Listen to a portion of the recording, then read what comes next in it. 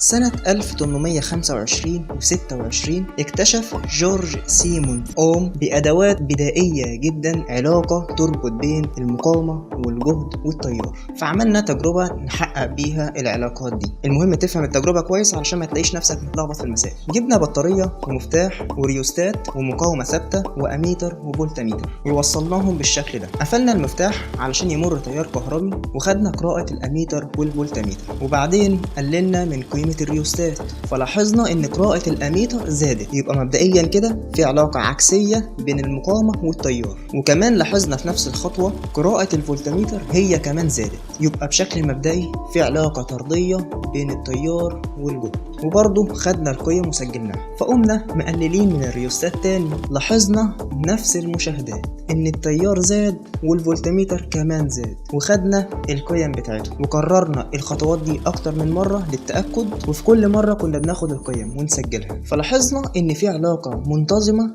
بين قراءة الاميتر وقراءة الفولتميتر، تحس ان في ثابت تناسب بينهم، وده واضح جدا لما جبنا ميل العلاقة بينهم، فطلع بشكل خط مستقيم طردي. انتظام خط الميل او استقامته ده يديك ميل ثابت.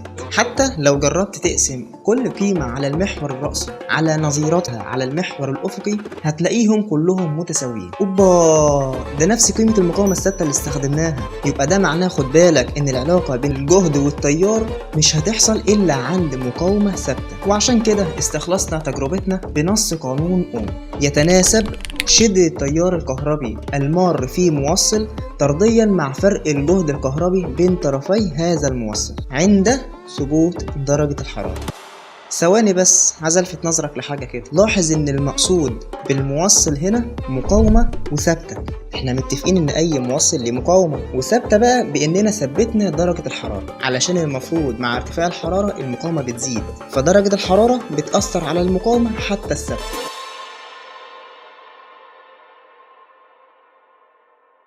ركز هنا بقى الله يرضى عنك، انا عامل الفيديو كله علشان الحته دي. اطراف المثلث الثلاثه اللي معاك هيبقى المقاومه والجهد والتيار، كل اتنين بينهم علاقه تناسبيه عند ثبوت الطرف الثالث. يعني مثلا عرفنا ان في علاقه طرديه بين التيار والجهد عند ثبوت المقاومه، بدليل قراءه الاميتر لما كانت بتزيد كنا بنلاحظ زياده في قراءه الفولتميتر المتصله بين طرفي مقاومه ثابته. وكمان في علاقه عكسيه بين المقاومة الكلية والتيار الكلي، بدليل لما كنا بنقلل الريوستات كانت قراءة الأميتر بتزيد. بس ده كله مش هيحصل إلا عند ثبوت الجهد الكلي، وده اللي عملناه في التجربة، إننا استخدمنا بطارية واحدة بس كمصدر للجهد الكلي في التجربة كلها.